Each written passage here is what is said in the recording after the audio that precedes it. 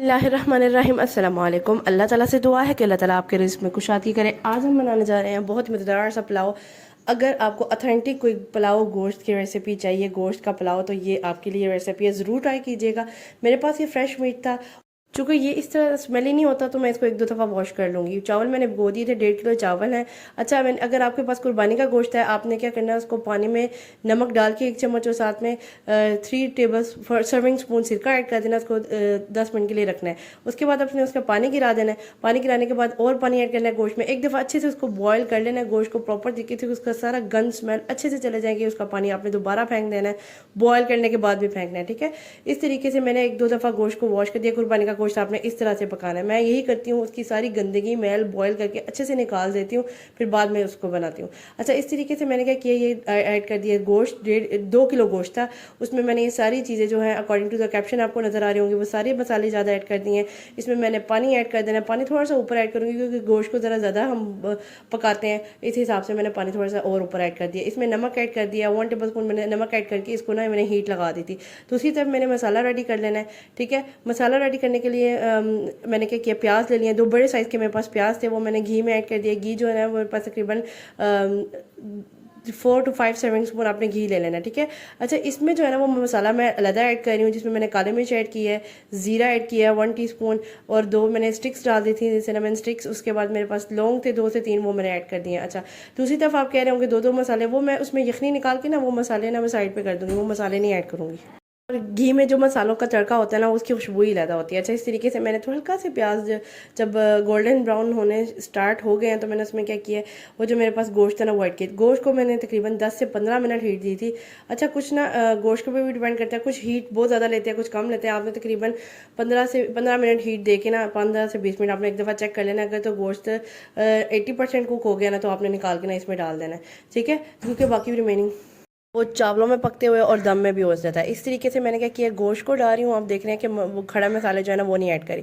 इसके बाद मैंने 1 टेबल स्पून भर के इसमें लहसन का ऐड कर दिया है, और साथ ही साथ मैं अदरक इसमें ऐड करूँगी। अदरक जो है ना वो आपने पिसी हुई अदरक नहीं डालनी, मैं जो है ना वो इस तरह से कटिंग करके ना, तो इस तरह से अदरक डाल दूँ, ठीक है। फ्रेश अदरक लेकिन आपने इस तरीके से ना ऐड कर देनी है। अदरक जो है ना वो तकरीबन आपने 1.5 सर्विंग स्पून आपने ऐड करनी है। अदरक का गोश्त में इतना मज़ा आता है ना, और टेस्ट भी बहुत ज़्यादा अच्छा होता है, ठीक है। इस तरीके से आपने अदरक डाल देनी है। अदरक डाल के ना आपने 5 से 10 मिनट इसको अच्छी तरीके से भूनना है इसमें, ठीक है।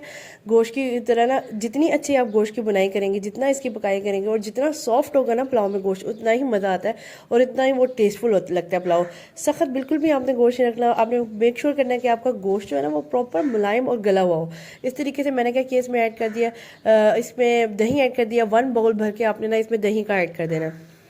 दही ऐड करके फिर आपने 5 से 10 मिनट इसको अच्छे तरीके से भुनाई करनी है। इसकी इतनी अच्छी भुनाई करनी है कि इसका ना अच्छे से ना वो निकले। अच्छा, इसमें मैं टमाटर नहीं ऐड करी, मैं ना इसमें सिर्फ दही ऐड करूँगी। प्याज, दही, नमक और काली मिर्च, बस हम इसकी ही पुलाव बनाएंगे और कोई चीज़ भी ऐड नहीं करेंगे। पुलाव इतना सिंपल होना चाहिए बेसिकली, तो इसमें ज़्यादा स्पाइसेस नहीं ऐड करने हमने।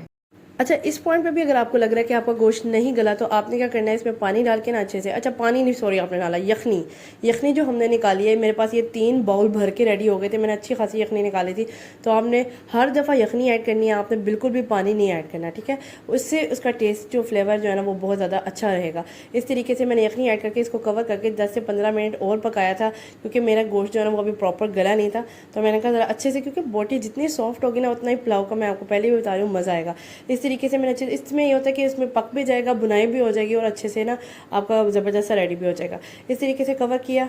कवर करने के बाद आपने इसको 10 से 15 मिनट के बाद इसको खोलना है। खोलने के बाद अच्छे से मिक्स करना है, और इसको तब तक पकाना है जब तक ना इसका प्रॉपर घी ना निकल आए, ठीक है। अच्छा, ईद पे और भी बड़ी रेसिपीज़ इंशाल्लाह आपके साथ शेयर करूँगी। मेरे चैनल पर बड़ी रेसिपीज़ मौजूद हैं गोश्त के, आप ज़रूर ट्राई कीजिएगा। वो भी इतने मज़े की रेसिपीज़ है ना, वाइट मीट की भी रेसिपी है, वो भी ज़रूर ट्राई कीजिएगा। अच्छा, इस तरीके से आपने गोश्त में हरी मिर्ची ऐड की थी मैंने पीछे। अच्छा, अगर आपको फिर भी लग रहा है, पानी यखनी डालते जाए और उसको बस भुनाई करते रहे, पकाते रहे, कवर कर दें अच्छे से। जब पक जाए अच्छे तरीके से गोश्त, तो आपने क्या करना है, इसमें चावल ऐड करने हैं। चावल जो है, मैंने आपको बताया कि मेरे 1.5 किलो तकरीबन चावल है, उसमें मैंने 2 किलो ही गोश्त ऐड किया है। इस तरीके से मैंने क्या करना है, उसमें यखनी ऐड करनी है। पानी बार बार कह रही हूँ, आपने बिल्कुल भी नहीं ऐड करना, क्योंकि यखनी का ही इसका फ्लेवर जो है ना वो अच्छा रहेगा, बहुत ही अच्छा मज़े का लगेगा। आपने इसमें यखनी ऐड करने के बाद ना इसको अच्छे से मिक्स करना है। पहले मैं और पानी नहीं ऐड करी या और यखनी नहीं ऐड करी, पहले मैं चेक कर रही हूँ कि और ऐड करने की ज़रूरत है कि नहीं। जैसा कि नज़र ही आ रहा है बिल्कुल पानी और ऐड करने की ज़रूरत है। मैं यखनी और ऐड कर दूँगी, इतनी ऐड करूँगी कि ना, अच्छा यखनी तो ख़त्म हो गई थी, मैंने फिर पानी ऐड कर दिया था। ठीक है, अब एंड पे आप ऐसे कर सकते हैं, स्टार्टिंग में जब भुनाई के टाइम ना आपने यखनी ही ऐड करनी है, क्योंकि उसमें जो फ्लेवर और खुशबू ना बहुत अच्छी आएगी। इस तरीके से मैंने एंड पे जितना मुझे पानी चाहिए था उतना मैंने ऐड करके उसमें पुलाव को जो है ना वो हीट दम दे दिया, पकाया इसको थोड़ी देर। जब पानी वो ख़त्म हो गया एज यूजुअल तो मैंने उसको दम पे रख दिया। दम पे रखने से पहले मैंने उसको ना हरी मिर्ची थोड़ी सी ऊपर ऐड कर दी थी और थोड़ा सा ना मैंने अदरक ऐसे करके ना स्प्रिंकल कर दिया था। ये देखिए जी, आज की रेसिपी मेरी पुलाव की कंप्लीट किया। उम्मीद करती हूँ कि आज की रेसिपी मेरी पसंद आई होगी। अगर आज की रेसिपी आपको मेरी पसंद आई, अच्छा ऊपर से आपने अदरक डालने के बाद मैं थोड़ा सा ना देसी घी भी ऐड कर देती हूँ ताकि और फ्लेवरफुल हो जाए। ठीक है, इसको दम दें 5 से 10 मिनट, उसको 10 मिनट तक दम दें बिल्कुल हल्की आंच पर, और उसको उठाएं और अच्छे से मिक्स करने का भी तरीका है कि आपने बिल्कुल साइड से स्पून हिलाना है और बिल्कुल सेंटर में जाके इसको नहीं छेड़ना। मैं कुछ तरीका आपको शो भी करवा देती हूँ, कुछ इस तरीके से ना आपने इसको मिक्स करना है। आज की रेसिपी मेरी कंप्लीट है। उम्मीद करती हूँ कि आज की रेसिपी आपको मेरी पसंद आई होगी। नेक्स्ट इंशाल्लाह इससे भी मज़ेदार वीडियो लेकर हाजिर होंगी। जाते जाते don't forget to share it with your friends and family. Eid पे जो भी मज़े के खाने बनाता है उसके साथ ज़रूर ये शेयर कीजिएगा और सेव करें। नेक्स्ट इंशाल्लाह इसे भी मज़ेदार वीडियो तक के लिए अल्लाह हाफ़िज़।